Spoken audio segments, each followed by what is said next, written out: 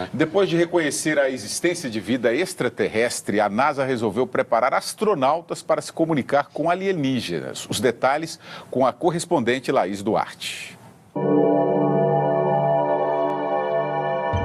Símbolos, desenhos, imagens misteriosas.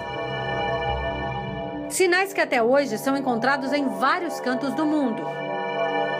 O mais recente foi descoberto no último domingo em Ipuaçu, oeste de Santa Catarina. Foram feitos numa plantação de trigo. Os mais antigos datam do século 17.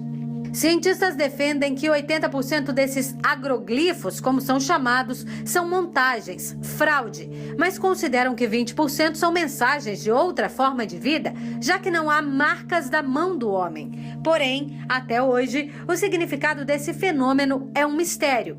A NASA acredita que esses desenhos são feitos por aliens como preparação para um futuro contato. Essa teoria está neste livro sobre comunicação extraterrestre da Agência Espacial Americana, lançado há 4 meses. A publicação deixa de lado a astrofísica e explora maneiras de compreender uma cultura fora da Terra. Aborda vários tipos de contato sonoro, visual, ondas magnéticas, símbolos e elementos matemáticos. E insinua que astronautas já estariam recebendo treinamento sobre essas formas de comunicação. Essa é a segunda vez que a Agência Espacial Americana fala em vida inteligente fora da Terra. Para a NASA, essa hipótese deve ser confirmada em, no máximo, 20 anos. Neste encontro em Massachusetts, os cientistas reconheceram a existência de 100 milhões de planetas na Via Láctea, com condições de abrigar vida. Imagine a surpresa que teremos quando a raça humana se der conta de que não está sozinha no universo. We may no longer be alone in the universe. Disse Matt Montag, diretor do Instituto de Ciências Espaciais de Baltimore e responsável pelo lançamento de um satélite que vai rastrear extraterrestres. O contato pode estar mais próximo do que se imagina.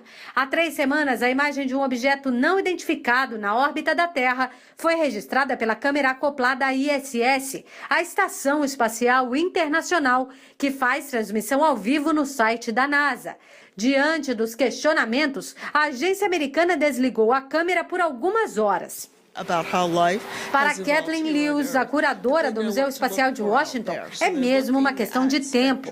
Ela conta que telescópios espaciais e satélites rastreiam água e combinações químicas que permitam a existência da vida. Procuram encontrar planetas parecidos com o nosso.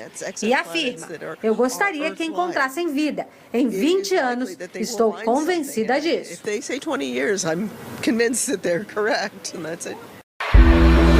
Chegou a hora da nossa reportagem especial. Há 30 anos, objetos voadores não identificados foram perseguidos por aviões caça da Força Aérea Brasileira nas áreas de São Paulo e do Rio de Janeiro. Você vai conhecer agora gravações inéditas desse episódio, que ficou conhecido como a Noite Oficial dos OVNIs. Foi assim que o Fantástico deu a notícia.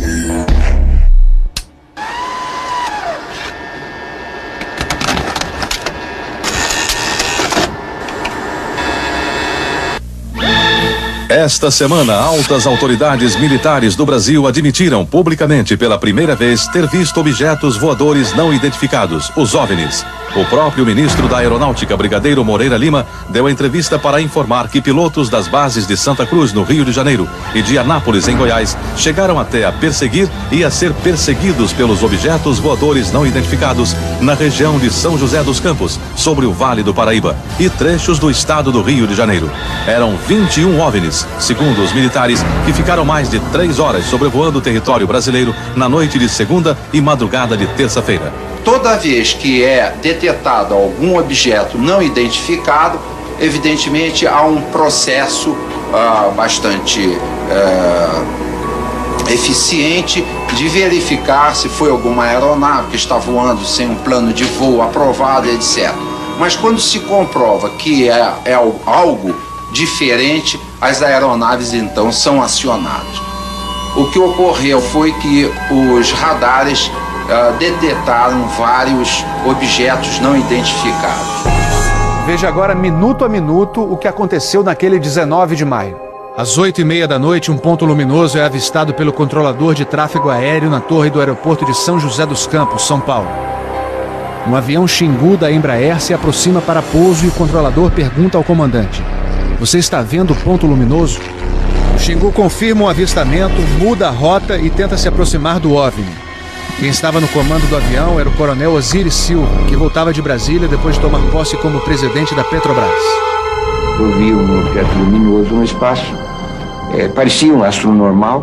Eu voei na direção dele e após 5, 6 minutos de voo, fiquei com a impressão de que ele começou a esmaecer, perder a intensidade e o brilho. 9h14 da noite. O controle de radar de São Paulo registra sinais sem identificação. 9h20. O controle aéreo em Brasília confirma a presença de objetos voadores não identificados.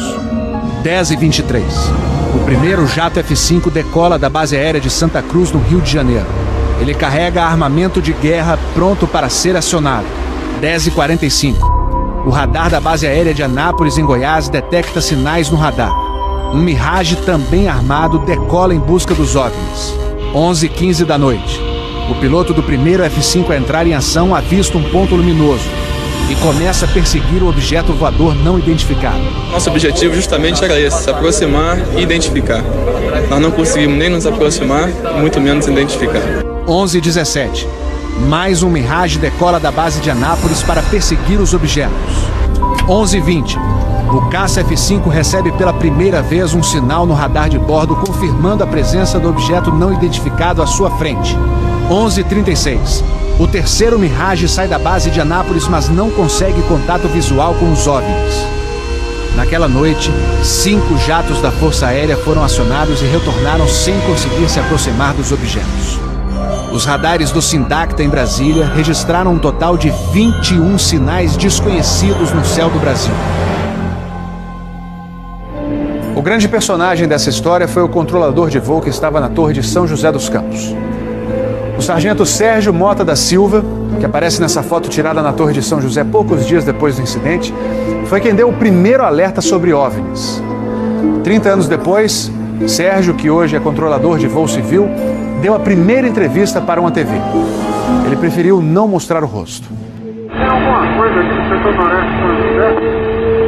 Um farolzinho por mais? Eu estou olhando bem, o bicho está parado. Nem sobe, nem desce, nem vai para a esquerda, nem para a direita. Está paradinho lá. Não estou olhando, não é estrela não. É um farol. A olho nu parecia um avião. Quando coloquei no binóculo para observar, é que eu vi que ele era extremamente cintilante e multicolorido. Tinha vermelho, azul, branco, lilás, um monte de cores, com uma certa predominância do laranja, mas ele era muito bonito. O controlador pediu ao avião Xingu para tentar avistar o objeto. Eu expliquei a ele onde estava o objeto, pedi a ele que se ele tivesse avistamento ele me informasse. Você tem maneira com ele à vista? Aqui, nós temos a ponta vista. Ele bem visível, poderia descrevê-lo? É uma estrela grande. Estrela grande e bem vermelha. Entendido, grande e bem vermelha. Controle de São Paulo será alertado. O controlador em São José dos Campos avisa ao controle São Paulo que o Xingu está perseguindo o OVNI. Positivo. Ele está perseguindo o troço. Está perseguindo o troço? Ela está indo atrás. Sério, está indo. Controle. Está vendo? Próximo de São Paulo, já da região do radar, esse objeto simplesmente desapareceu do radar. O Xingu também perdeu contato visual com ele. O avião Xingu abandonou a perseguição e pousou em São José dos Campos. Pouco depois, o controlador da Torre de São José alertou o controle São Paulo. Outros OVNIs estavam aparecendo no céu. Estou vendo 3 agora. São 3 luzes. Mas parecem estrelas. Mas o radar não pega estrelas. O que é isso? Você observa alguma mudança de cor, alguma coisa? Pode ser. Vai movimento, né? Rapaz, eu não sei. Pra mim, olha, aqui tá parecendo uma estrela. Mas só que um monte de fogo bonito, rapaz. Tá vermelho, amarelo, azul, branco. Tá dando um monte de coisa. Pô, tão barato isso aqui. Deve ter uns créditos por aqui já pelas contas que eu tô fazendo aqui. Ainda bem que vocês estão vendo também. Senão eu ia pensar que eu tô ficando doido. Porra, rapaz. Tô arrepiado, meu irmão. Só dos pontos brancos afastados mais baixos. Estão entrando no alinhamento da pista, além da cidade. Tem 2 altos aqui no alinhamento da pista e tem mais uns 2 ou 3 embaixo, no baixo agora. Continuam se movimentando. Coisa linda, meu irmão. Pô, tá ficando bom esse negócio, viu? Tá ficando bom. O controlador Sérgio Mota da Silva faz uma revelação surpreendente. Ele tentou fazer contato com os OVNIs usando as luzes de balizamento da pista de pouso. Se eu aumentava o brilho do balizamento das luzes do balizamento, aliás, eles se afastavam. E se eu diminuía a intensidade das luzes do balizamento, eles se aproximavam. Pareciam responder de modo inteligente aos sinais que eu fazia com as luzes da pista de pouso e decolagem. O controlador Sérgio fala com o controle aéreo em Brasília. Fala, Brasília. Brasília? Boa noite, bem-vindo ao Festival dos Discos Voadores. É uma loucura isso aqui, cara. Pô, os que eu pude ver mudavam de cor o tempo todo. Vermelho, amarelo, azul, lilás, aquele festival de cores. As ocorrências terminaram já perto do nascer do dia, lá pelas 4 e pouco, 5 horas da manhã. Os últimos objetos foram vistos. Como é que tá a situação aí? Pô, rapaz, isso aqui foi um festival. E agora, como é que tá? Agora não sei o que é mais não. Você não informa nada. Positivo. Mas você não viu nada, não está nada. Positivo. O Fantástico também teve acesso às gravações das conversas entre os pilotos e a defesa aérea. Um desses pilotos era o capitão Armindo de Souza Viriato. Veja agora como foi que ele perseguiu um OVNI com armamento pronto para ser usado. Eu tenho contato. Confirma? Foi contato. Prossiga nesse contato, caçador. 7.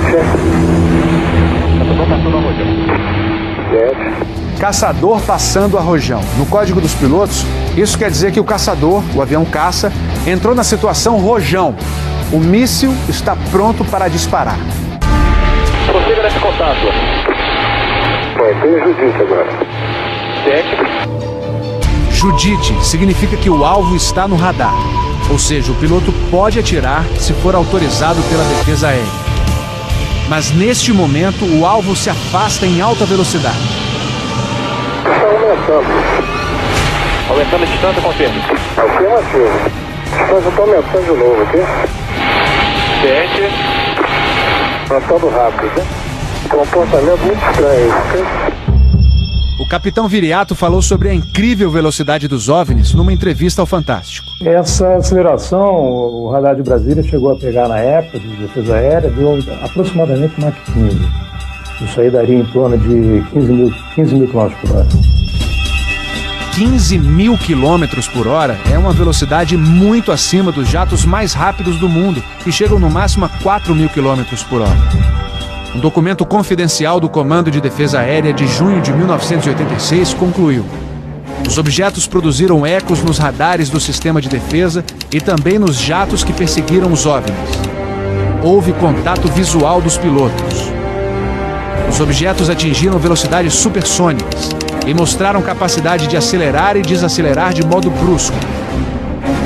E a principal conclusão do relatório: os fenômenos são sólidos e refletem inteligência, pela capacidade de acompanhar e manter distância dos observadores, como também voar informação. Não foi possível identificar a origem dos objetos. Foram esses 2 ufólogos, pesquisadores de OVNIs, que conseguiram no Arquivo Nacional em Brasília a liberação gratuita dessas gravações. O fenômeno OVNI é real, existe, e o governo sabe disso, as Forças Armadas sabem disso. Essa documentação sendo exposta para o público permite que as pessoas entendam que isso não é brincadeira. Não tem como a gente falar que seriam naves extraterrestres, né? Eram objetos voadores não identificados. Não podemos dar qual a procedência deles, qual a origem. É alguma coisa inexplicável do nosso ponto de vista tecnológico à época e mesmo ainda hoje.